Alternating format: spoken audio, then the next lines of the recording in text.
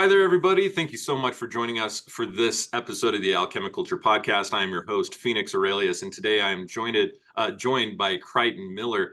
I first became familiar with Crichton's work through academia.edu, and in fact, let me just go ahead and share this page here really fast so you all can see this.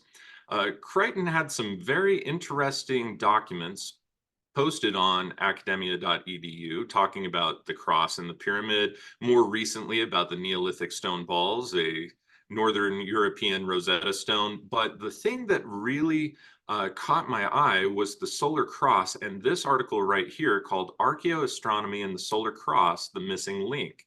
And I read through that PDF and I said, wow, this is really fascinating. And so I started taking a look at more of the documentation that he had.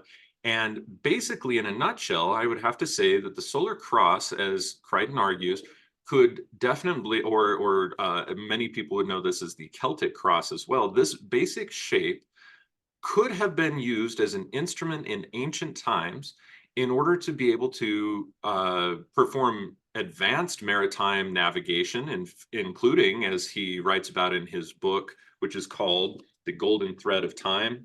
I've torn through this. Very, very fascinating work. I suggest looking into it. But as he argues in this book that you would be able to find latitude, you would also be able to find longitude. You would also be able to perform some pretty advanced maritime navigation with this tool, the Celtic Cross, as well as a few other things. He goes into depth about how a similar instrument was used for the building of the pyramids and for survey work in ancient Egypt. And he makes some pretty interesting cases. I think that this work is definitely worth taking a look at, especially for everybody interested in archaeoastronomy and astrotheology and a number of different other interrelated disciplines. And so I am very pleased to welcome to this show Mr. Crichton Miller. Crichton, thank you so much for joining us, sir. A pleasure. Lovely to meet you. Yes, likewise. So, before we started the show, you were under the impression that we were recording, and I said, wait, I've got to hit record here. Go ahead and tell us a little bit more about how you came to the discovery about the Celtic Cross and the Solar Cross being a tool that could be used for astronomical observation as well as possibly even for navigation. How did that come about? Okay, it's kind of a life. So I was brought up in the west coast of Scotland on the River Clyde on the peninsula. It used to be a Viking, well, it was controlled by the Vikings. And of course, my family goes back as well. And I was always fascinated by the Celtic from the top of the church opposite my primary school, which I could see out the window. I used to get told off for staring out the window instead of concentrating on what we used to call the 3 R's. So part of my life I sailed to West Scotland and the Atlantic Ocean and the Mediterranean, and often single-handed and navigated. And during my sailing period, GPS had not really come into the fore, and most of us navigators at sea didn't trust it. We used charts. We used the Mercator-type charts and dividers and sextants and, of course, almanacs, which would give us the positions of the sun so we could find out our location. But then it crossed my mind that way back during the Bronze Age and the end of the Neolithic, there was kind of civilization that collapsed in the Levant and the areas. The civilization spread taking tin from Cornwall and soapstone from Norway and copper from Cyprus in the Levant, the Eastern Mediterranean. So, of course, what was happening was people were sort of saying, well, they couldn't navigate, so they coast hopped. Well, I'm a Royal Yachting Association yacht master, and there is no way I go near a coast. It's the land that sinks you. Yeah, precisely. No. Now, of course, within the sight of land, how many people know this, but from the height of 6 feet all you can see to the horizon, if there are no landmarks, is 3 nautical miles.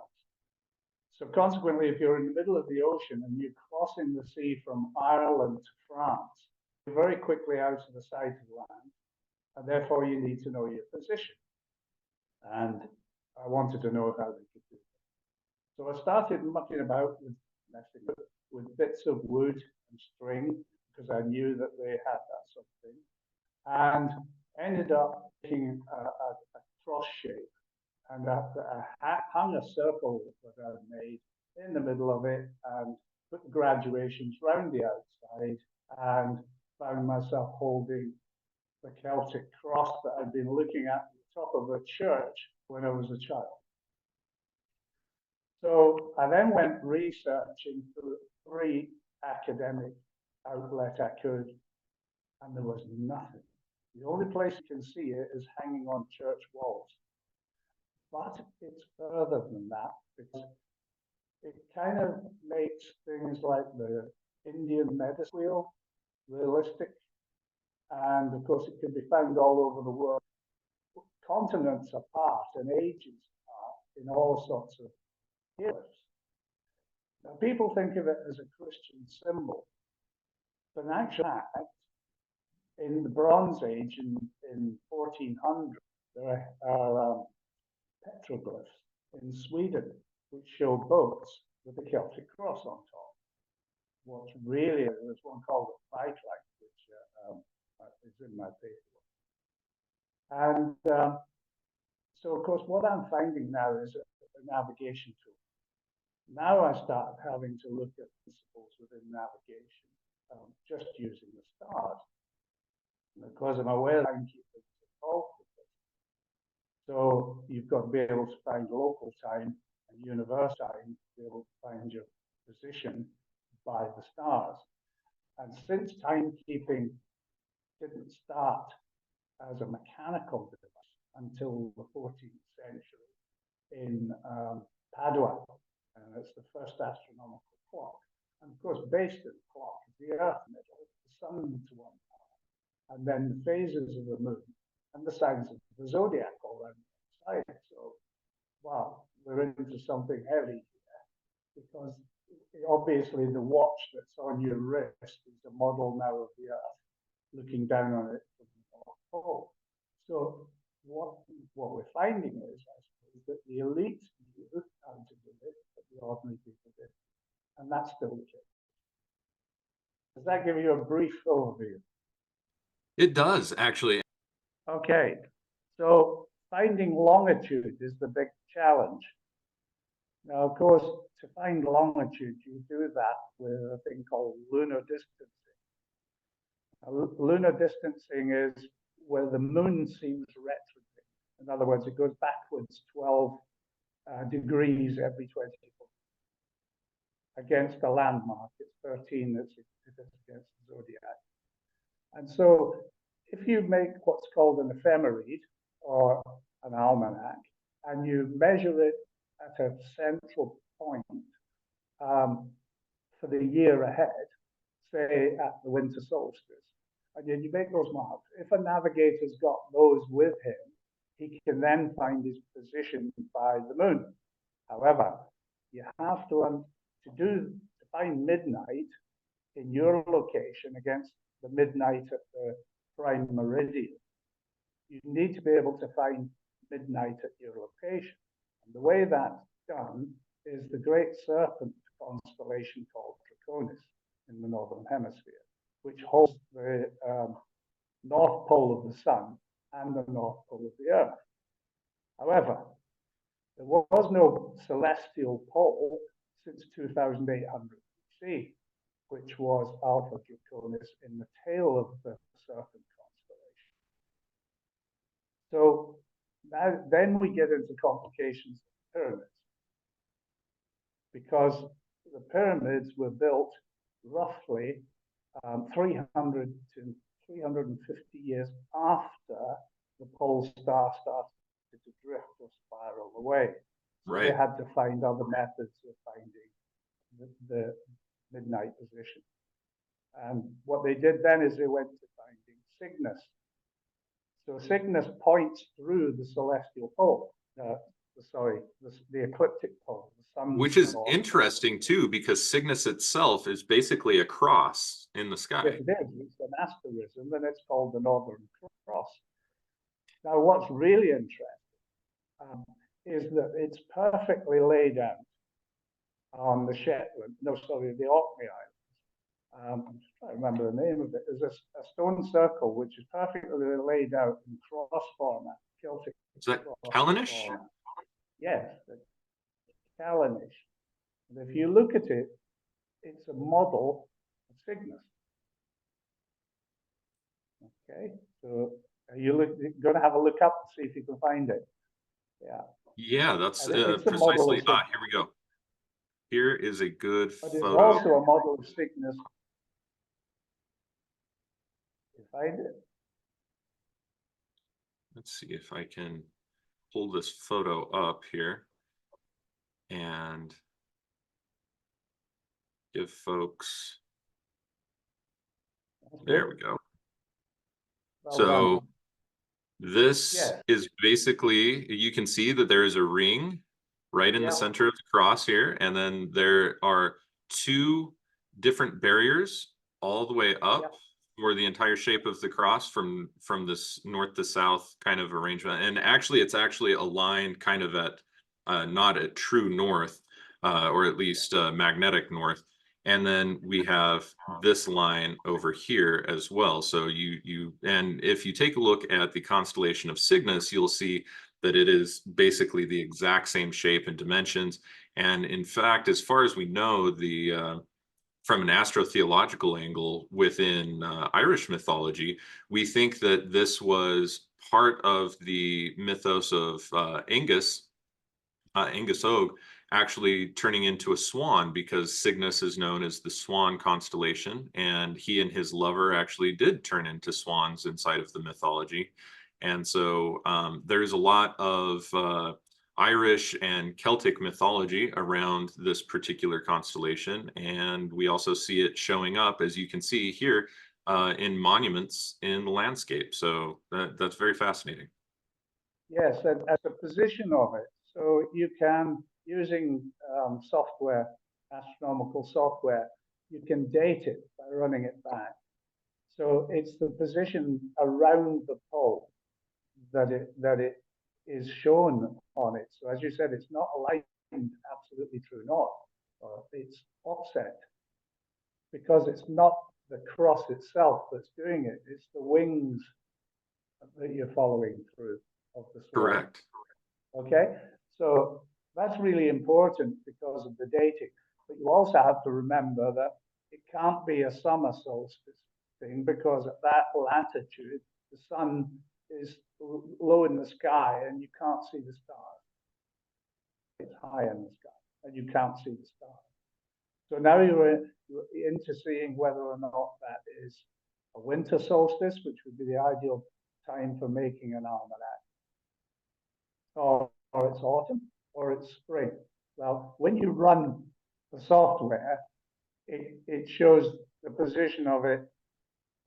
I'll try to do this reverse for you, but it's kind of tilted like that with the celestial pole here. Does that make sense? Yeah, well, it definitely makes sense to me. So, the interesting aspect about this, again, we see all throughout Britain, especially Orkney. Okay, Orkney, for those who are not aware, is an island that is in the north, farthest north of Scotland that you can actually get. And as Crichton was mentioning, Norway actually had control over Orkney for many hundreds of years, in addition to all of the Western Isles of Scotland known as the Hebrides. And even today on Orkney, there is a strong Viking heritage that still remains, and an interesting language too. So whether these people in the Neolithic would have actually been from mainland Scotland and visiting there, or whether they would have been kind of migrating Germanic peoples or a mix of multiple different folks, is still, the jury is kind of out on that.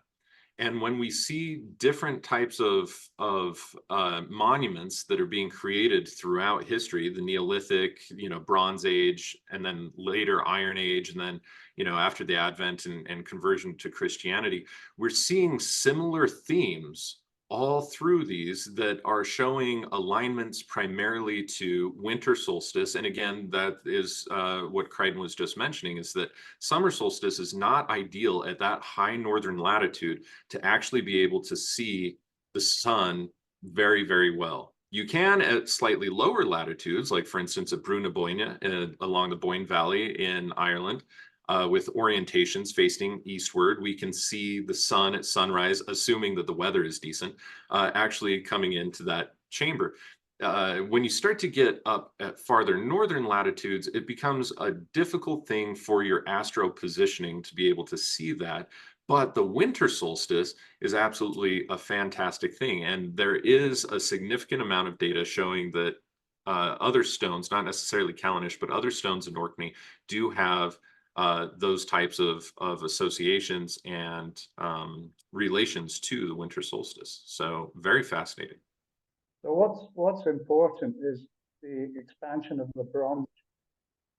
So really the first civilization, I guess, Far Mesopotamia. When I say civilization, I mean it in modern terms of writing, communication, networking, and so forth. So they started out in the Bronze Age using arsenic to create bronze by mixing it with copper. You'll know all about this, I'm sure, much more than I do. And I think it was a 10% ratio. But it wasn't long before they started to run out of tin. So they started pioneering, and they already had trade routes anyway, but they pioneered the tin starting in Spain, Iberia. I'm talking about going west. They also went east. They started pioneering up the coast of Iberia and into France, and eventually into oh dear, what they call it? Never mind, into Cornwall, which was a really large source of tin.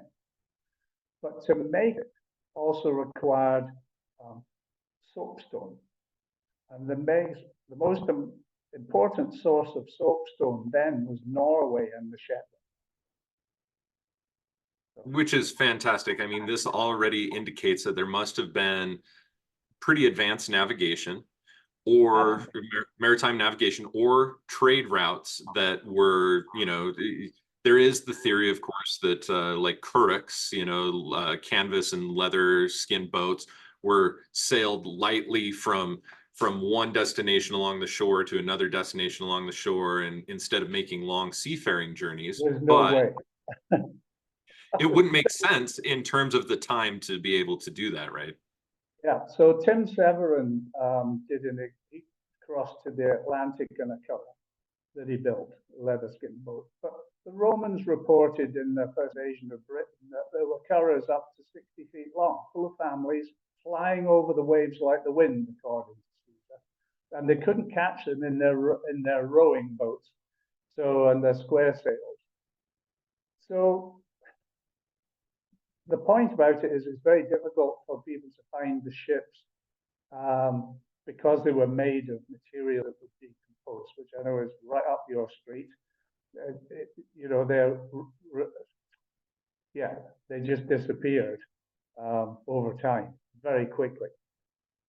But we've got the Egyptians, and the Egyptians' boat pits around the pyramid are built 2,450 BC, and they're wooden ships. And they're built in flat pack form, like a modern flat pack kitchen buried in boat pits. And they're over 60 feet long. So archaeologists have tried to argue that they're only made for river, but they're high prowed. And you only build a high prow to part of waves.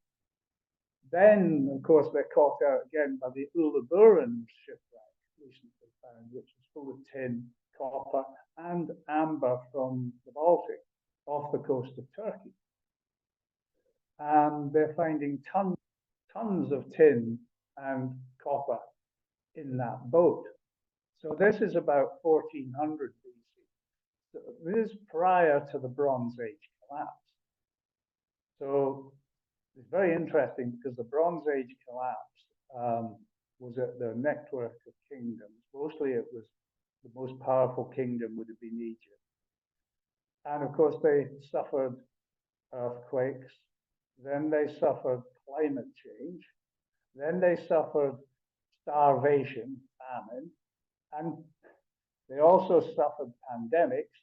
Then they suffered migration. Then they suffered war.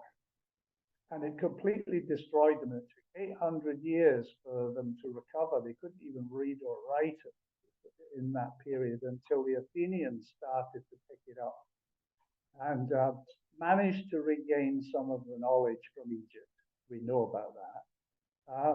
And rebuilt their trade routes. But very interestingly is that the people who did survive were the Phoenicians. And the Phoenicians merged with the Athenians around 300 BC. So you have a continuity of knowledge that was kept by the elite. But most of the elite in these areas of the Levant fled. The elite that had them either died or they left and they went elsewhere. That's why you start to see the connection.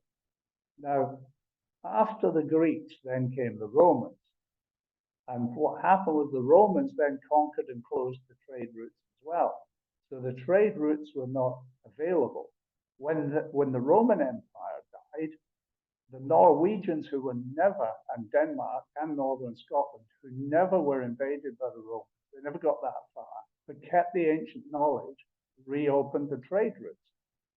So the first thing they did is conquer obviously they went to Ireland and so forth, and they were involved in slavery and trading, but they went to France. But at the same time, they went and conquered Sicily. And not a lot of people know that. So in 1066, they invaded England at the same time as they invaded Sicily and opened the trade routes again by sea. They already knew, and that's the point. And the symbol that they carry, I've got a modern one, so just to show your listeners what it looks like. So there's a model. Okay. So now, what is it that you're using there is the plumb bob? Yeah, it's just a weight. Okay. Okay, so what you do with it, if you want to take vertical, you measure like that. So, and then you can read off the scale. So it's completely flexible. Okay. So you'll also notice that you can measure in this direction. So if you're holding out to the stars, you can measure the difference between the size of the moon and Venus and measure off the angle. But there's something else that the Phoenicians had, which is called a pylorus. The pylorus is named after the navigator when the Phoenicians invaded Rome and took their elephants over the mountains. Where they crossed over the Mediterranean, went up through the coast of France, and then over the Alps, and then down into Rome. Remember that bit of history. So they have another instrument, which is called the pylorus. And this acts as a pylorus. So you can measure the angles horizontally. Wow. What you're talking about here is a complete spherical measuring instrument, okay? Before, oh dear, what do you call it? Oh dear, I'm getting old. Sorry about this. Don't be good for your class. Dear. It's a mathematical thing for measuring angles. Oh dear, dear, dear. It was invented much later. But anyway, this does full spherical geometry. That is really fantastic.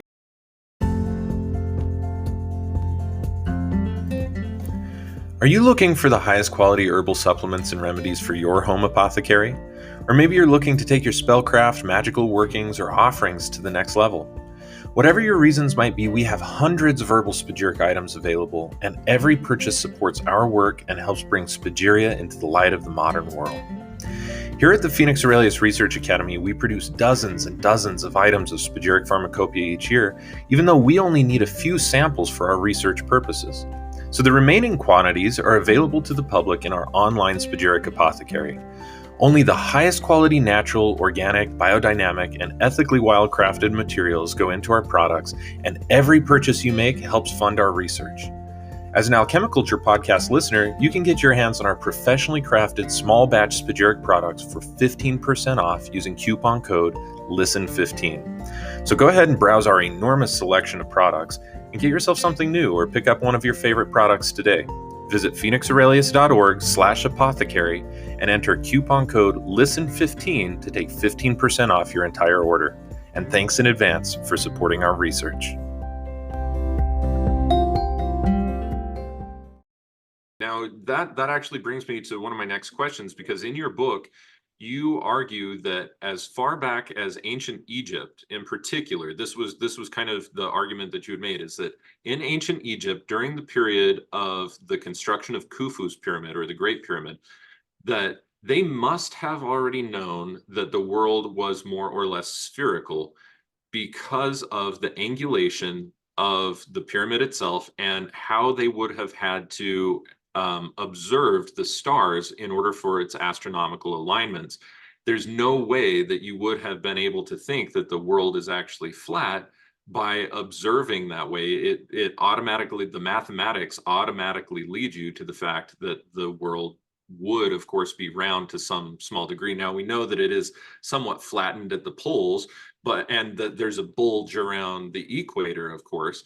But aside from that, it is globular. It is a spherical shape. So that's really fascinating. They measured that. And this is really important because in the States of America, you've maintained the statute system of feet and inches. Britain has let half of it go trying to get into the European Union, but Right. they still do miles. Okay, and then there's two more countries. One's Iberia, and the other is Myanmar. They're the only ones that keep statute. Everybody's gone metric.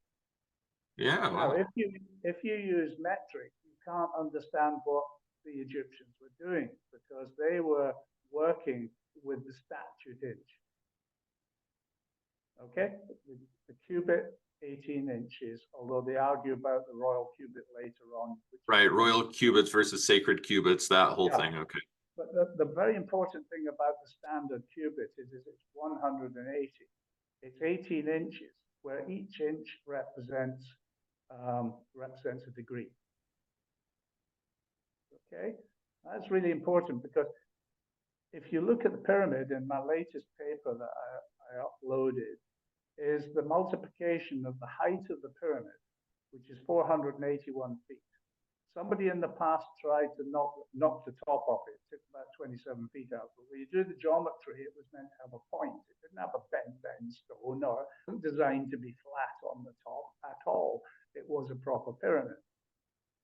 And the height of it's 481 feet. The angle of the slope, which is really important, is 51.8 degrees. When you multiply 481 feet by 51.8 degrees, you get the oblate spheroid circumference of the Earth, not exactly, but within 14.5 minutes. Well, and this is important for timekeeping too, because as you were talking about, you know, the way that the sun actually reflects off of the structure of the pyramid would actually be able to give time in a relatively... That's very basic compared to what they left. What they left for us is something we've only just discovered again recently. So let me give you an example. The top of the pyramid itself, okay, when you look at it in the right way with the light, you see that it's got 8 faces of 180 degrees. Okay, that was spotted for the first time by an RAF pilot, an ex-RAF, so I'm quite proud about that, who took a photograph of it. And it showed that it had 8 faces, and each of the faces is 180 degrees. Now, there are 24 hours in a day, but few people, when you ask them, know how many minutes there are. It's actually 1,440. So if you multiply the 8 faces, 180 by 140, you get 1,440 minutes. And at that moment, you can immediately start to work out what the speed of the Earth rotation is. And it's just over 17, this is really important, 17 miles a second. And that's built into the pyramid. And they built it in for people that could see, that used their intelligence, weren't sitting there drinking beer and watching football. Okay, they were actually thinking and trying to find out how the Earth at which they're a part is made and how it functions. But it goes on, because it's got 8 faces. This is really important, because it's got 8 faces. You multiply the 51.8 by 60 to reduce it to arc minutes, and then you multiply it again by the 8 faces, and that gives you the polar radius within 4 arc minutes of NASA's latest. So we're talking about a high civilization 5,000 years ago, and it's deteriorated since then. It hasn't improved. Yeah, or at least very, very little, very, very little improved. Well, no, it hasn't improved, because nobody obeys the rules that they put down. It's about the nature of time. So once you understand that the nature of time is that there is no past and the future is only the result of what your choices are. So past doesn't exist, and science proves that, because science turns around and says, it's the conservation of energy, right? There's nothing left behind. So it has to be here, only changed. Yeah. So they built a moral code that you teach your children, cause and effect. And that's gone. So they don't understand where they are anymore. And so they make bad choices. And that goes all the way to politicians, and you can see the result of it on the news every day. Right, right. So it has an application now. The application, and the whole idea of time, we've just had this new space telescope completely blow their physics out of the water.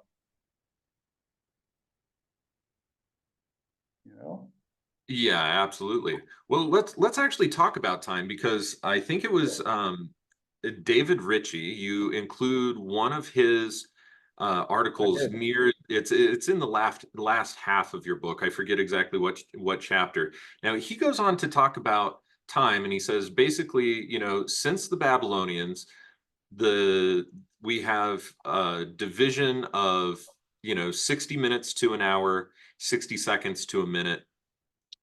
He says that since that time, and this may not be the precise quote, but he said, since that time, it has never really been questioned. Now, I disagree with David there on a couple of different technicalities, because the Egyptians, as far as we know, they were the first to divide the clock into 24 hours.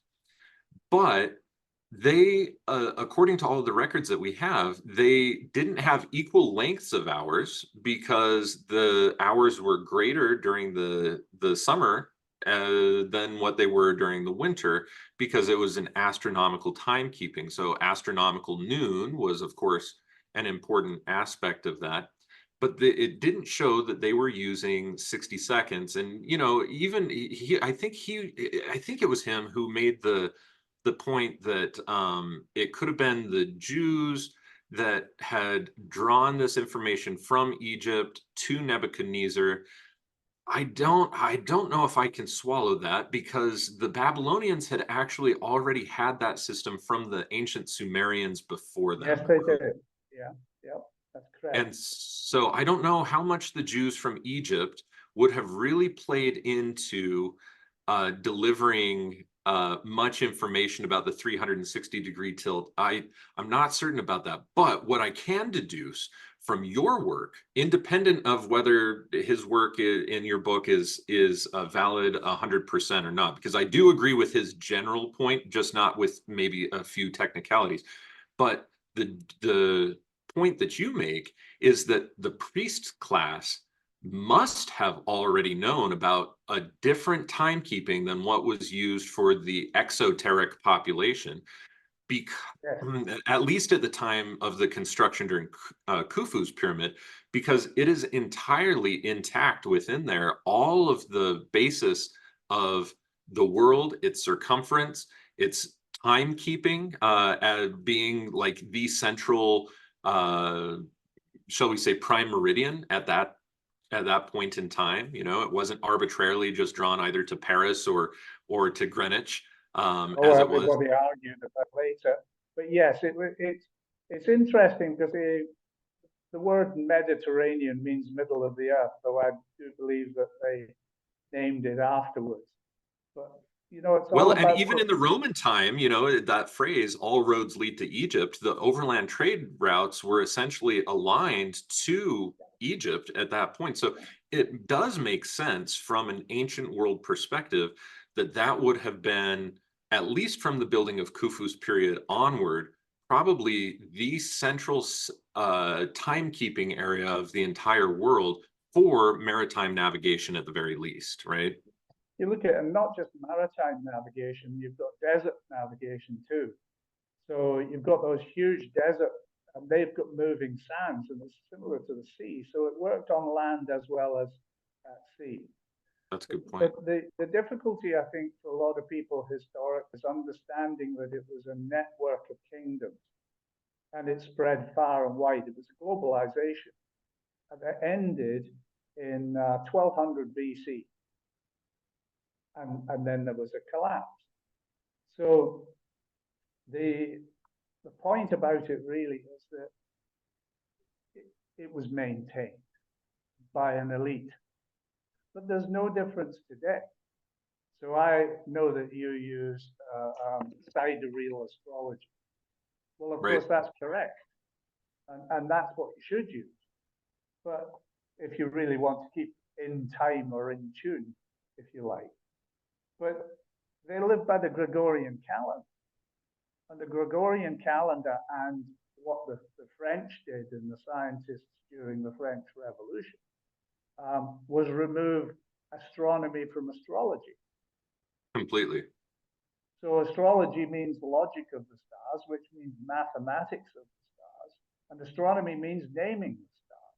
Well, these are two entirely different meanings, but you know, it's a good way to hide. Now, why would it be hidden from the general population? Well, it probably wasn't. It was hidden from their enemies. They built the British Empire with their knowledge on how to navigate. Yeah, I mean, that's what the British Empire is absolutely known for, is really its navy. Navigation. Well, deforestation of Scotland and of Ireland, but then also its navy. Yeah, but the point is that historically, after the Vikings invaded Sicily, they took over Italy, and they started intermarrying with the French. So the traders, okay, became kings because they had the knowledge of ruling, which means to measure. Yeah. Okay, but the ordinary people didn't, and they still don't. Well, Even now, oh, sorry, go ahead. I didn't know that you were still even talking. with this freedom that people gave their lives for in the First and Second World Wars to free themselves from so-called tyranny and start democracy, the people still don't know because they don't understand how it was done. Well, and that's, you know, this is something that I think, you know, we talk about the collapse of ancient Egyptian empire around 1200 BC. Just a few hundred years before that, I think 350 years before that, was kind of the humble beginnings of the Phoenician Empire. And as far as we know, the Phoenicians were the best maritime navigators in the entire ancient world. I mean, Yeah. we're talking high prow ships with the capacity to just chop through waves in their. Also the sail shapes. The sail shapes are very important for upwind sailing. Now, of course, after the Crusades, the Knights Templar took on the same structures that they'd learned in the Levant.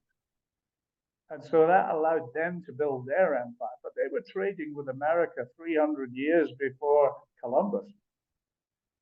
Yes, yes, exactly. And there is a pretty decent record of that now. And we know that also, you know, Vikings or Nordic people also had colonies in North America in Newfoundland.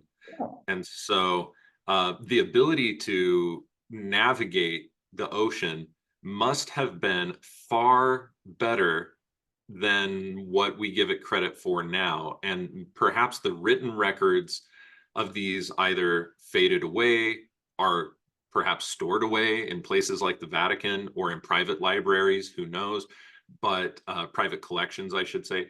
But it stands to reason that there must have been an esoteric understanding of the actual navigable principles of the Earth based on latitude and longitude. There's no other way that I can possibly conceive, and you make this point as well, that I can possibly conceive that you would be able to make just haphazardly sailing on open ocean from anywhere in Northern Europe to anywhere in North America, or anywhere from Portugal all the way over to Brazil, without having this type of knowledge. You just would not be able to do it. Yes, and a good example of that was how the Portuguese managed to get Brazil, because the Spanish, who were much more powerful, didn't know how to work rum lines. And so what they said, everything that is west of this line belongs to Spain. And Spain agreed to that. But because they didn't know about the curvature of the earth and how it worked, it allowed the Portuguese to take Brazil. Which is the shortest path, by the way, from Senegal to the, what would that be, the east coast of Brazil. That's the shortest transatlantic kind of pathway, if I understand it right. So it's all political. So when you see pictures of Columbus, who came from Italy, of course, kneeling before the cross when he gets there, you know he's navigating. Because you have to kneel in front of it to be able to take the hook. Well, see, that is one of the most interesting things about religious iconography, is that we see the cross over and over and over and over and over in Christian, you know, mythos, for lack of a better term. And we see this kind of religious connotation of that it's kneeling in prayer, it's doing all these other things. And to the exoteric, the way that they want the common person to understand, sure. But the esoteric meaning of this, when you actually showed in your book, I don't know if I can pull up a quick little thing, but you show photos of yourself actually kneeling, and it's in the patent too, actually kneeling and pointing the cross, the arms of the cross, to particular stars in order to be able to find position and North Pole and find angulation. That could have actually been the real purpose and the use of the cross that during the Council of Nicaea and the institutionalization of the Catholic Church became exoterically hidden from the public. And possibly, as you know, you had kind of touched on this a few times. You didn't get too deep into this, but that could have been exactly what the Templars had found that caused them to be so powerful and influential for centuries that the Catholic Church eventually decided to destroy them, right? Yes, so if you ever look at the Templar seal, have you looked at the Templar seal? Oh yeah, absolutely. 2 men and a horse? Yep. Okay, if you got it there, can you throw it out? I'm trying to pull it up right now, actually. So go ahead and keep talking, and as soon as I find a good photo of this, I will go ahead and throw it up here. The Templar seal is a statement, okay? Really important statement, which explains their power. And yes, so if you look at that, you have to now you'll see there's a temple on the right and the cross on the top. Now the cross shape, Templar cross, is about the seasons. So it shows at each side of the cross, it shows the summer and winter solstice. You see that? The rising point of the sun in the summer and south for the winter solstice. Correct. At the top of the cross that's on top of the temple. By the way, for you people, temple means place of time. It's from Latin. So on the top of the cross is also a V-shaped arm. Well, that shows the wobbling axis of the earth that causes the season. So it's a statement. Now, on the left, you see two men on a horse. That's Gemini with Pollux and Castor. Okay, now the important thing about Gemini and Pollux and Castor is that on the winter solstice 1,000 years ago, that was a star sign that was perfectly due south at midnight. Nowadays, when you look out at the winter solstice or Christmas Day, then what you'll see is Orion standing directly due south. Because of this motion that's shown in the cross, the wobble of the earth, that is called precession of the equinox. Correct. And that is a statement of Knights Templar knowledge and power. Now, I find this to be really interesting, because this is really the basis, the different basis between the form of sidereal astrology that I use and even other forms of sidereal astrology. And I actually can share a little video or a photo of this as well, is that we can see, let's see, where have I got this pulled up? I have so many different tabs pulled up here for this. Oh, great. Here we are. For this. Okay, so here we are when we're taking a look at a planetarium here. We can see, as we're taking a look along the ecliptic again is basically, for lack of a better term, it's the belt of the zodiac. It's the where all of the planets, including the sun, from our geocentric perspective and topocentric perspectives here on Earth, actually travel. Because the planets don't just travel in random way, they actually always travel along this ecliptic. And so, as you can see right here, Saturn is in the constellation of Aquarius. And then over here, we have Capricornus. And then as we continue to rotate here, we have Sagittarius. And then there's this tiny, tiny, tiny little foot of Ophiuchus that is along the ecliptic as well. And that's why we include Ophiuchus inside of the ecliptic. It's a very small constellation, not there for very long.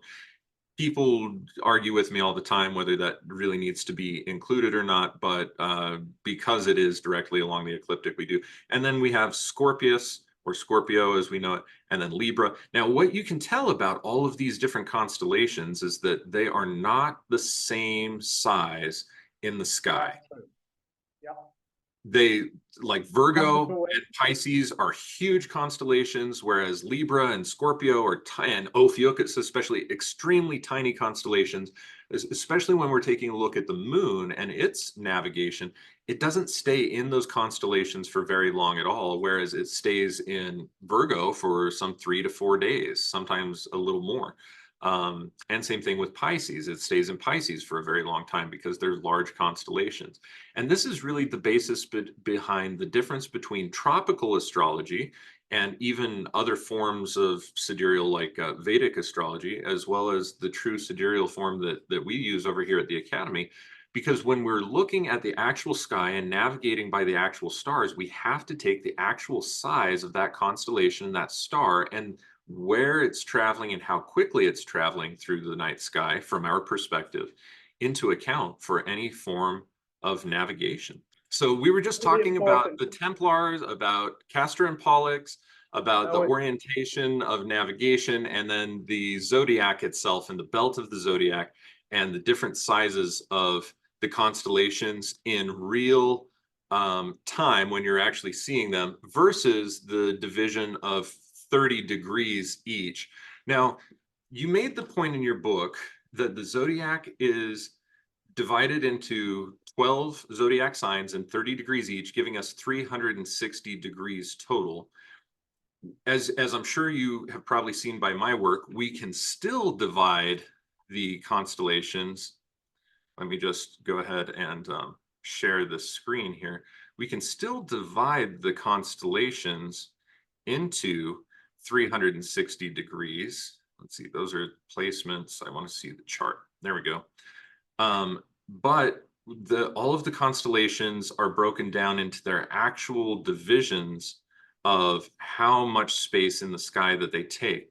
I wanted to see if, based on your knowledge, if you have an opinion at the present time on whether a constellational map like this could be more useful for maritime navigation, or if it's, or even for land-based navigation, or whether it is still better to use a 30-degree system along the zodiac, or if it doesn't matter. Do you have any ideas or any opinions around that? Yes, I think it's important to remember how the Semitic Phoenicians were the ones that invented the language.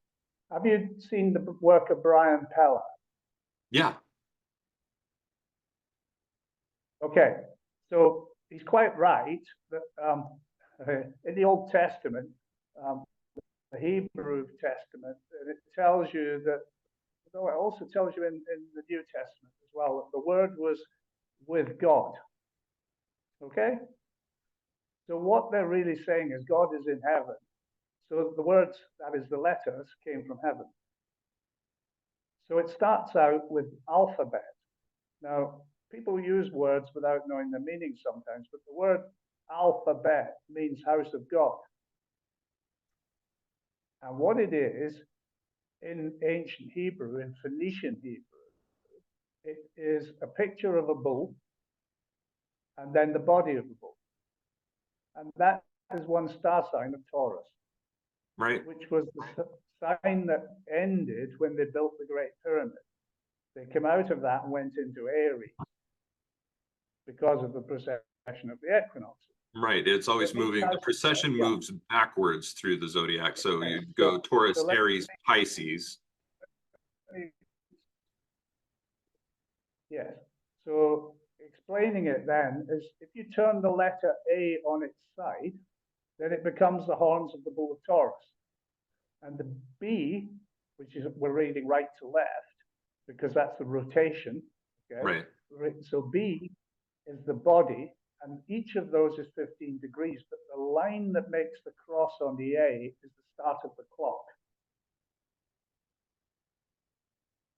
Does that make sense?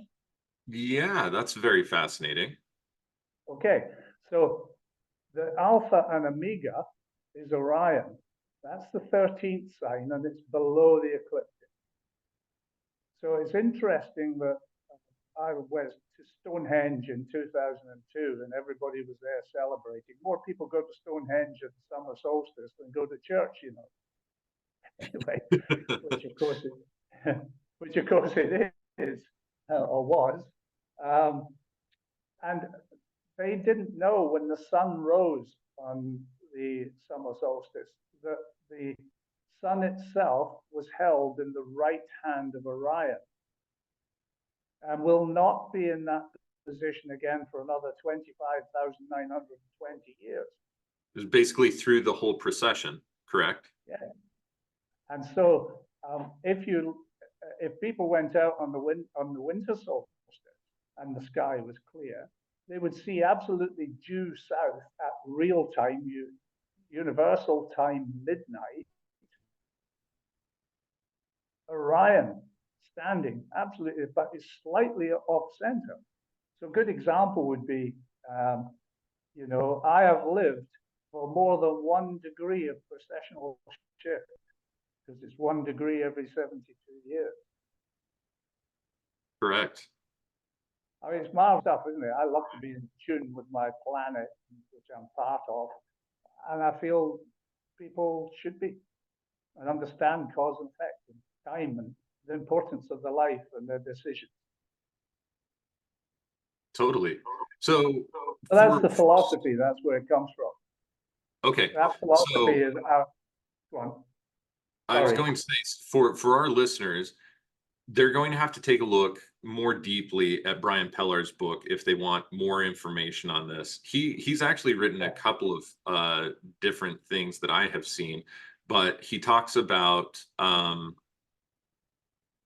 basically the church histories, processions, astronomical angles, lots of different types of things like this. And I think you can find a lot of his work because his work is largely based around Phoenician, or at least what I have read of his book is largely based around Phoenician reckonings and Phoenician alphabet. Is that your understanding too? Yeah. Yes, but it's not just that. The point is it was a globalization. So even the Chinese writing is a copy of the zodiac. Right. Well, and that's definitely been a big part of my work over the last couple of years is to try and find how, because they also say that the acupuncture points and all of the meridians in the body is actually a reflection of the stars as well. And when you take a look at the names of each of the points, a lot of them are like Sea of Heaven, the way that it translates. And they are relating to particular stars in the sky. So that information has largely been lost, at least not translated into English and kept in an old Chinese version that is neither Cantonese or modern Mandarin. So that information is a little bit trickier to find. Come to something that's really important about nature and fine tuning. I think we've got an unstable internet here. Can you see me okay? Hello? Yeah, I can still see you and hear you though. It's a bit, it went a bit unstable there. So it's about fine tuning. The human form is perfectly aligned to the cosmos and the planet. But people aren't made aware of that. So for instance, a finger held at arm's length cover the moon. No matter what size you are, a child or a large man, the moon will be half a degree or half a finger. And the whole degree is the width of the finger. And then the palm of the hand has got 12. I teach my grandchildren this all the time. I says, you think you can count 5 on one hand? No, you can count 12 on each finger. Look, your thumb is a counter. And that's where this sexagismal system comes from. But what's really important about it is Egyptian combined the base 60 system that's used for navigation, for geometry, and for timekeeping, even today. Because it's exponential, it's infinite. It can start at the center of the Earth, pass through the outer surface of the Earth, and become as big as a zodiac or even bigger. Those numbers are exponential. What the Egyptians did, which is clever, is they aligned it perfectly to the human form. So a foot is 12 inches. And then, having done that, it was lost. But during the Crusades, King David of Scotland put the Knights Templar up. They started the commanderies of Scotland. And what they brought back was the inch. And I don't know if you know that the inch that King David did is the width of a man's thumb at the base of the nail. Oh, I did not know that. Okay. And that became English royal numbers as well. But he also had something else, which was King David's L wand, which is L meaning elbow. And this is a cubit. And the distance is 18 inches from there to the elbow, which is the basic cubit, not what they call the profane royal cubit. 18 inches, which matches 180 degrees, and of course this is an Egyptian symbol. Yeah. Right. That's really fascinating. I didn't know any of that. Yeah, so it was called, you can look it up on the net, just put in the Scottish inch and King David I of Scotland, who of course was named after David that wrote the Psalms. Absolutely fascinating. It's so interesting how the more that you dig deep, all of history really kind of converges in ways, we look at it as so disparate and so separate. And actually, when you start to find deeper meanings between things, it zips tightly, just like a zipper does, and it begins to help history and other things make sense in a way that I don't think Rockefeller-based or funded scientists are going to admit to any of this anytime soon, No, but they it lose seems a to make a job. lot more sense. They lose their jobs. And they're what we call in England jobs works. A lot. Anyway, so this is only for the few. It's not for the many. And but now we went on then from King David's Scottish inch, which of course King David is of Viking stock. So that goes on into the English measurements of the L, okay? And that they doubled it, made it 360. Isn't that interesting? Very interesting. What happened was in the French Revolution, Napoleon invaded Egypt. Okay? Right. Because he was really fed up with the English, because the English had kind of kicked him out of Canada. But the English were trading. The English were trading with India, and there was no canal there in the Red Sea at that time. So they had to land on the shore and then take overland and then join the Red Sea again to get to India.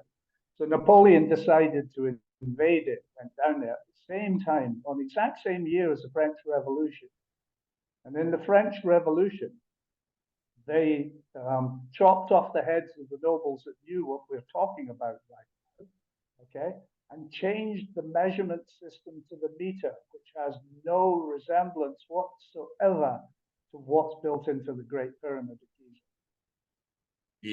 Yeah. So anything can be measured in meters, but the sacred geometry and the sacred numerology of it all, it becomes distorted because it's being filtered through a system of numbers that has no measurement to human form and the relation between human form and the cosmos. Am I correct in that? That's it. You've got it. And of course, it's called anthropic measures or anthropic metrics. And the academics that I argue with all the time, they will stick with the meter and they will try and make it fit, but it never will. Yeah. So the point about it is, as we go on to what I was saying earlier on, back to the pyramid, is 51.8 degrees of angle slope against its opposite, which is 481 feet, give the circumference of the Earth. You cannot do it in meters. Yeah. What the Egyptians have done is they've taken the Sumerian exponential numbers and combined it with anthropic numbers and combined it again with time. So what you've got is a threefold mathematics built into the pyramids that tell us everything we want to know about the Earth we live on, including the speed of its rotation.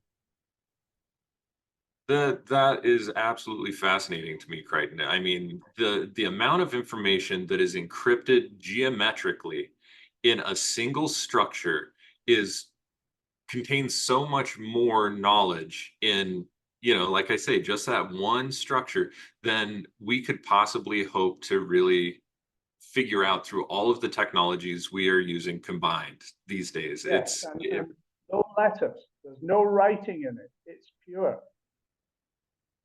Everything that came after it is what the ancients would have called profane. It's a mess. Yeah. And it's pure. And here's the interesting thing. It is probably the first and last proper pure temple ever built. Interesting. That is a very interesting thing. Again, using the technical definition of what a temple is, right? A time space, a time area. Yeah. From tiempo. Yeah, from tiempo. They wouldn't have called that. That's Latin, but it's a word we use. But it's interesting because the word church, which in German and in Scots and so forth is called kirk. Kirk. Yeah. Kirk comes from kirkos. And kirkos is circle, but it also is the word for measurer, a ruler. Kirk, measurer of circles. Well, and that's really fascinating too, because in Scotland, we see an inordinate amount. It's basically Scotland, Ireland, a few in Wales and Cornwall that we see the majority of these Celtic crosses as well. So very, very, very fascinating. Yeah, I guess we do see in the old Egyptian Coptic churches, we do see some of that Celtic cross type of structure too, don't we? Oh, yeah. Well, here's the really interesting thing for you, because if you take the cross here, okay, which is that, now that's a Coptic cross, except that it's got a line across here. In Right. surveying, we call that an artificial horizon. How do you know it's square on the horizon? There you go. There's your square. Okay, that makes a whole lot of Get it? sense. Yeah. Ah, so in your book, you had mentioned that you had played around with multiple different versions of this cross form, and in fact, you made the argument that the one that was you kind of found it, like you had to reconstruct what it was based on the pieces that had been found inside of Khufu's pyramid, because it was partially destroyed by somebody unelegantly sticking a shaft up into a tube that they couldn't get into. That they had this brass piece that basically is like the horns of Aries, right? It's like this little piece that was brass or bronze on the top, and then that there was a staff that was connected to, and then a cross this way, and then you had basically a 45-degree segment connecting to the staff. Want to know why I did that? I'll tell you why I did that. The laws of blasphemy in England were not lifted until 2008. And I wrote that book in 2001. Okay? And the laws of blasphemy mean you cannot do anything with a religious icon. Now, Wow. believe it or not, that the laws of blasphemy were only lifted in Scotland in 2021. Really? Yeah. So I thought that people would at least have the common sense to see past it. Yes. Now, of course, in my patent, I show it for what it is. Because people don't know I got 2 patents granted on it, which because the peer group reviews of the scientific magazine wouldn't touch my work. It was too controversial. And agents wouldn't get in touch with it because of the blasphemy laws. Wow, that is fascinating to me. Yeah, you can look that up now on Google and you can see it. When was it lifted? And so the people that knew this, okay, which is why I go on about Professor Tom, and also Piazzi Smythe, who was the Astronomer Royal for Scotland, they couldn't publish what they knew. Wow. I didn't realize that there was such a censorship Really, based on a blasphemy law. That seems so asinine to me. Yeah, you got it. Yeah. So if you look at the royal regalia, the crown jewels, you'll see everything beautifully done in gold. What I'm telling you, a reflective sphere, a cross on the top, a crown that matches the 4 parts of the day, and in some cases a crown that has the 12 signs of the zodiac. That's why they're called rulers. That is so fascinating. We're tying in deep linguistic roots with cosmological roots in plain sight for everybody to see, plain sight, yeah, but hidden in plain sight.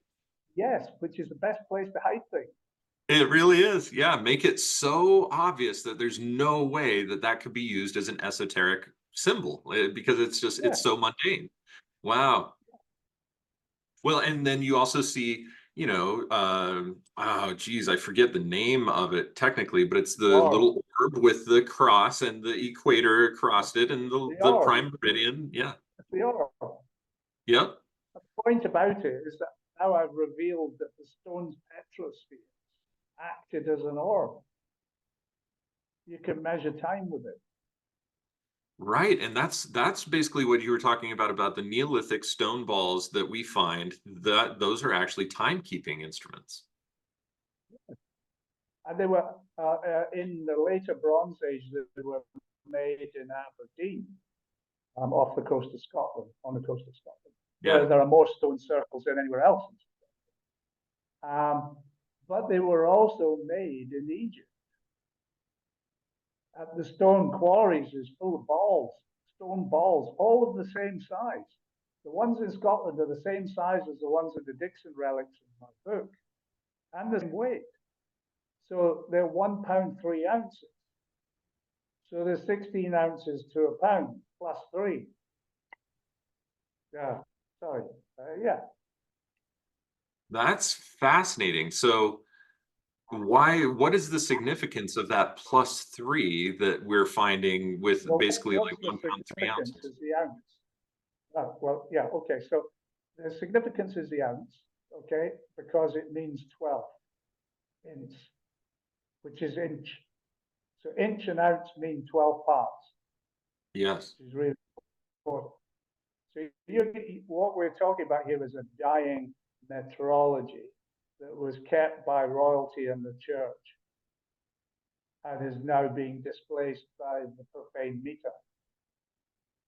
This is really fascinating to me Connection. because, historically, I take a look at mathematics and I say, oh, yeah, things are much easier to measure and to perform the math, which that I think is somewhat undeniable. It is easier to do the math inside of a metric system. But just because it's easier to do the math inside of it does not necessarily mean that it has any sort of relationship to the world around us. And I find it so interesting that America, of all places, is a stronghold that does not seem to be movable in any way, shape, or form around the system of measurement, using mile, inches, feet, yards, etc. It's very interesting. We have this very long-standing tradition to the Roman system. So Yeah, but it's partly to do with the Roman system, but it goes right back to ancient Egypt. precisely, yeah. So Romans 2.5 just years older. that What you're is looking at in the American inch is 5,000 years old, at least. listen to this, all of you folks here in America that disregard the inch. Centimeters and kilometers and other things might be convenient for mathematical purposes, but there is a reason, a long-standing reason why these inches and feet and yards and miles are still important. And as arbitrary as they might seem numerically from our perspective, there is a reason why they are still intact and that they have been used for, as Crichton mentions, 5,000 plus years. The fathers of your nation kept and still do. So, we've got a few minutes left here before the end of the episode. One of the things I really wanted to talk to you about is and I forget what it is. I do believe that it is to the east of Khufu's pyramid. I may be wrong about that, but it is a subterranean carved in bedrock mirror of the chambers that are inside of the Great Pyramid. And you mentioned this in your book, and that it was only through this that, was it Petrie was actually able to find where the chambers leading, I don't know all the terminology, the but trial maybe you can. passages. Yes, The trial precisely. passages. Yeah, that's right. But I included some other authors' work in that to tie things together. I like to share, as you know. Very important that what I talk about is not mine. I am gifted or ungifted, if you like, for finding it, but it doesn't belong to me. It belongs to everybody. Yeah, it's the heritage of humanity. So that's it. Well, and I think that's very noble. But you had mentioned in here that or included inside of your book, and this may have been you, this may have been one of the other works here, but here we are with the trial passages. That's what the hell they're called. Yes, that's Oh. it, the 12 passages. And they're So very, yeah, yes. So this would indicate that there is still a vertical chamber that shows up in the trial passages that in theory should be right next to the capstone that led to the passage that led to the Grand Gallery. Is that correct? Well, I think it's kind of a prophecy, isn't it? But I think it came through last year. I think they found a new chamber above the, yeah, and they found it with sound penetrating. Oh, wow. So they have actually found then that passageway or that chamber. Yeah. Well, that's fascinating because I'm not sure, of course, I have the second publication of your book. Did you include this in the first publication of your book in 99 or 98 or whenever you published this? No, the only bit is the trial passages. So the trial passages are showing that there is something above there. And that's what they've actually found. I think it was last year.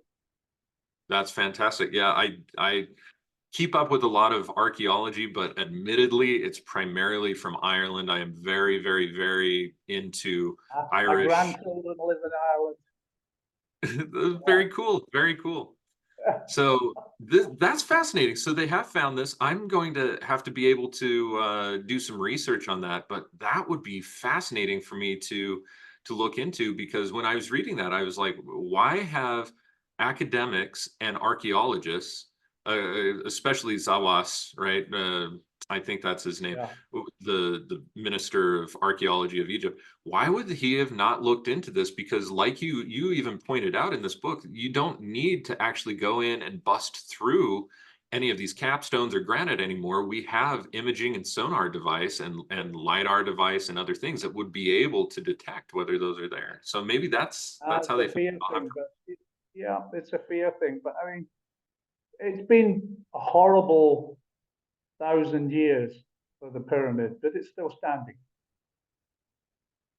Fair enough. Fair enough. Yeah, it really is a true and amazing testament to time. I think, of all of the mentions of the seven wonders of the ancient world, the pyramids really encrypts so much history and data that is critical for us, even and relevant for us, even in our own time and long after us. Because if we don't have archaeological testaments to what we know that are mathematical, like the pyramid is, future civilizations long after we're gone will not understand the testament to humanity. We'll be starting over almost from a very low perspective, much like we did in Dark Ages, right? Well, I think part of my motivation is as things get more and more fragile in terms of electronics and knowledge, okay? There's only, and I think I put it in my book, I mean, the only people that are liable to rebuild it again and manage without a civilization that we've got now would be the indigenous people.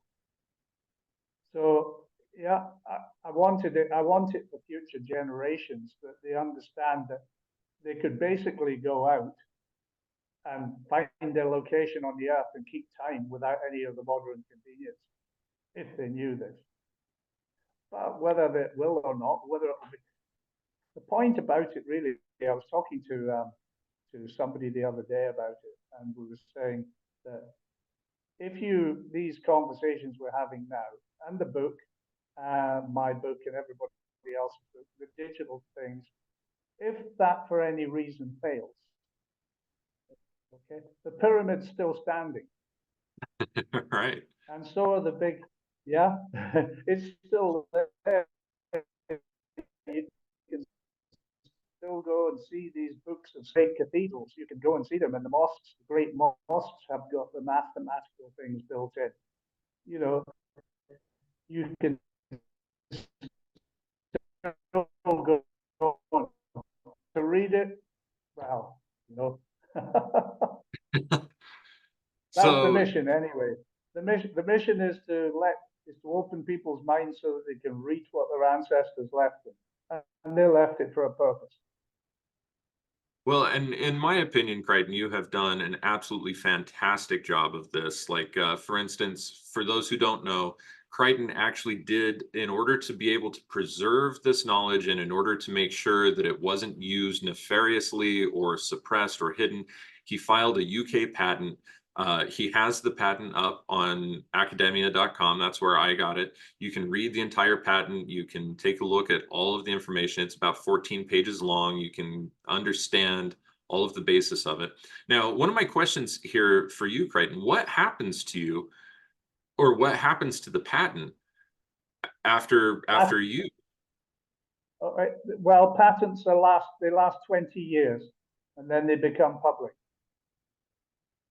So people can use it. Good. Very good. The That's only good to hear. reason that the only reason that I patented was prove in the toughest commercial world way of doing a peer review that it works.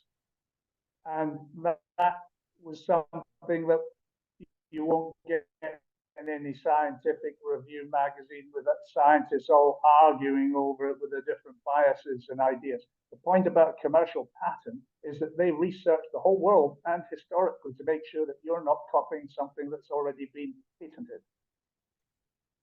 And it must work, and it must not be obvious, and it must work so that you could build one tomorrow.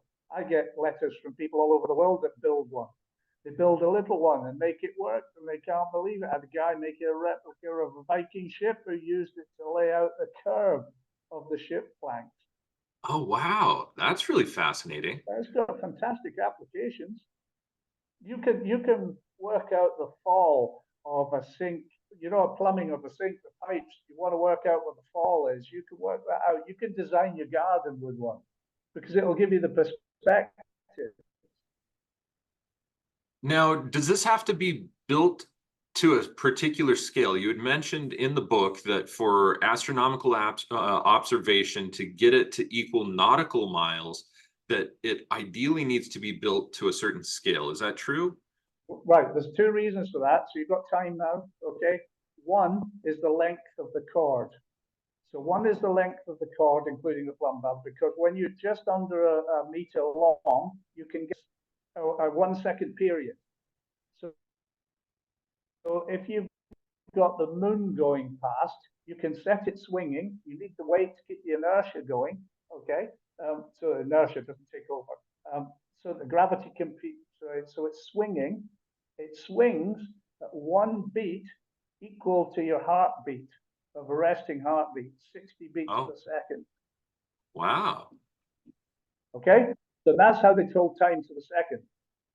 In terms of its wielding, about its wieldiness, how big does it have to be? Well, this really is only accurate to half a degree at that size. Right. If you want to make it so that it's accurate to arc seconds, okay, then you convert this into measuring just a bar with the plumb line at the top, and you make sure that that is equal to 90. So you can make it 90 millimeters wide, okay? But then you can add on to that a vernier. And that's where the whole thing about the serpent's head, the serpent snake sticking out the Pharaoh's head, serpent knowledge. Okay, that comes from the star sign of the serpent, but it also comes from the scale of the serpent. Okay, you will understand this, that there are no snakes in Ireland. So who did St. Patrick throw out? The serpent people, the serpent Christians. Okay, so he chucked them out of Ireland. But the point about it was that the Druids and everybody else would take the cast off snake skin every year, put it on a pole, and it would act like a vernier scale. Interesting. That's why it's called scales.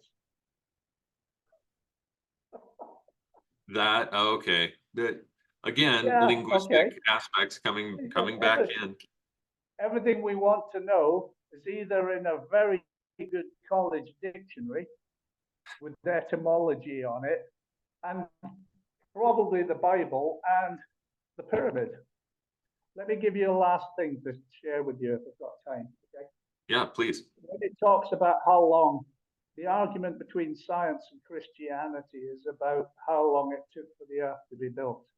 It isn't. What they use is the word world. And world does not mean earth. World means epoch of man. And consequently, from the first civilization to the present day is around 6,000 years. Both are right. It's about the use of words and understanding what our ancestors were writing. Now, so then we have something else. If you look into it, it tells you God made the earth in 6 days. But he says something specific in this Old Testament, this Hebrew Testament, that was 1,000 years before Christianity. Okay, it says, and the morning and the evening were the first day. The morning and the evening. There are 6 hours in the morning, 6 in the evening. That's 12. And the second day is 24. And the third day is 36. Right up to the speed of the moon, which is 72, okay, which is 1 degree every 72 years, combining time with it. You see? That's the sexagesimal system. That's what the Sumerians did. That's really quite fascinating, actually. That gives me quite an interesting amount to chew on, because I've been, there's a full researcher named John McHugh who had recently published, I think this book just came out a few years ago, called The Celestial Code of Scripture. And it was the best book that I had read during 2023, period. He is a linguist from Brigham Young University, and he speaks, reads, and writes ancient Hebrew, ancient Sumerian, ancient Babylonian, and a couple of other ancient languages, and has gone through and ancient Greek and Latin, of course. And so he has gone through and he showed that there is an unbroken lineage of the understanding of the cosmos and various constellations from the beginning of Sumerian time all the way into the Roman world, and that we are now utilizing that Roman, Greek, of course, the Romans incorporated and later Europeans incorporated everything that had been found in the Greek, everything that had been found in the Babylonian, everything that had been found in the Sumerian, and that there is an unbroken lineage and tradition behind those. And there's another book that I have yet to dive into, but it's called The Undying Stars, The Truth That Unites the World's Ancient Wisdom and the Conspiracy to Keep It From You. I think that based on where I'm at in my studies right now, that information, along with the information that you've provided in the golden thread of time and inside of your documents, if we could preserve nothing in humanity except for this, we could still rebuild civilization, because it shows all of the navigational, all of the metric, all of the understanding of geometry that really is at the basis of human civilization. And so, yeah, like you said, the world maybe began 6,000 years ago. The Earth itself, epoch of man. Oh, by the way, trigonometry, spherical geometry, trigonometry. That was the word I forgot. There we go. Yeah, trigonometry. So for those of you, for those of you listeners out there who are interested in actually making one of these, there's some pretty simple instructions that are put together here so that you can learn how to be able to make one of these. And then in order to use it for a wide variety of different purposes, including navigational purposes, all of that information is in very detailed amounts inside of the book, and the patent is also found in the book. Again, the book is called The Golden Thread of Time. It's put out by Pendulum Publishing, or at least the new edition is put out by Pendulum Publishing. And so you can find a tremendous amount of all of Crichton's work just on academia.com. And you can also find this one isn't yours. This is how to make a model astrolabe. But it was in my folder as well, because you can actually utilize the golden, or your Celtic Cross as an astrolabe. Better functional, more function than an astrolabe, as far as I understand it. Is that your understanding too? But here's a very interesting thing. The Antikythera mechanism okay? Right. Has a Celtic cross in the front of it. And the Antikythera mechanism is not a computer. What it is it's an automatic almanac. And it was 200 years BC. I think it was Estrapotines. No, can't remember. Anyway, so that instrument predicts where the positions, the stars and the sun and the moon and everything are going to be. And it was found in a ship that had sunk in 69 BC. Roman ship, so they obviously didn't know what they were carrying. And I thought it was very interesting that you would see that there's a Celtic cross that's in the middle of that and drives that whole instrument. That's interesting. You know, I didn't even dive into that subject, but I was going to ask you if you knew anything about the Antikythera mechanism, because I have a lot of interest in that, and there are working models that they have rebuilt of this. Yeah, there is. And it's really fantastic to be able to see the solar lunar or lunisolar calculations that and how precise they are, even by modern records. I think I'm trying to make is when they're talking about it on a computer and an observatory. No, it isn't. You can't make any measurements of the stars with that. You could only predict where they were, which meant that they were measured with something else. Do you see?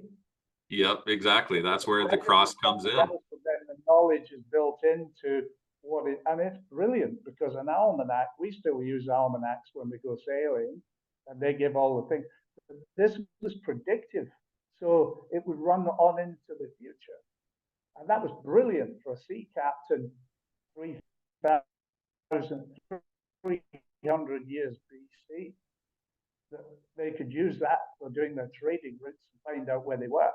You know, brilliant. We didn't make anything like that until we made the first clock in the 14th century. Right. Oh man. So Crichton, what have you got on the horizon? Go ahead and tell our listeners, what are you working on now? What are your next projects? Okay, well, so I'm working on the Bronze Age trade routes, very important. But I'm also working on the coordination between the Semitic Phoenician language, the Old Testament, and translating those into technical meanings, because what we're actually saying there is there's a technical scientific basis to what these people knew, and that it was lost. And then bits of it were gained by elite people who managed and controlled the wealth making, if you like, of the masses. And it's not any different today. Yeah, things change very, very little, you know. Things remain the same. The song remains the same. Well, I think what's really important about it is because everybody walks past the church and they see this cross in there, okay? And if you can't see it for what it is, with the name church and the instrument in there for keeping time for the clock, then what else can't you see? You know, blind from birth to death. That's not good. Yeah, exactly. At least for those of us who want to know more, you know, I'm sure plenty of people are happy being perfectly ignorant. As they say, ignorance is bliss for many. And like you said, many may be called, few are actually chosen, or the information is really just for a few. But for those of us who are really looking for this type of information and really want to understand the roots of our humanity and the grander picture of how we fit into it, technologies like these are so critical for us to understand, I think. And Crichton, I am so appreciative for your many, many decades now of research and experimentation and being able to put this into clear language so that we have that available to us. Again, thank you so much. It really means the world. And thank you so much for your time, for coming on the show today. My great pleasure. Thank you for asking me. Thanks for sharing. By all means. For all of you listeners out there, if you like this episode or you're interested in learning a little bit more about this, I can't recommend the academia.edu page enough. There is so much information there, and I get notifications every time questions are made on any of these documents, and you can set your preferences on academia.edu to do the same thing. Just a few days ago, I saw that there was a fellow who had responded to one of Crichton's papers, and then I was able to see Crichton's responses. And this type of ongoing education is really good, and the dialogue is really good. If you want to get a hold of him about any of these ideas, I would say that that's probably the best way, because then other folks like myself can also be kept up to date as to what's going on. So if you liked this episode, be sure to hit the like button, the subscribe button. If you're watching on YouTube or YouTube Music, if you are listening through Spotify or Apple Podcasts or any of the other places the podcast can be found and syndicated, please go ahead and share this to any of your social media. Share this with people that you think would be interested. Getting ideas like these out is very, very important. And of course, it helps us over here at the Phoenix Aurelius Research Academy to be able to spread this wisdom as far and wide as we can for the preservation of humanity as it truly exists, or as it truly can exist. So again, thank you guys so much. And Crichton, once more, thank you so much, my friend. Thank you. Take care.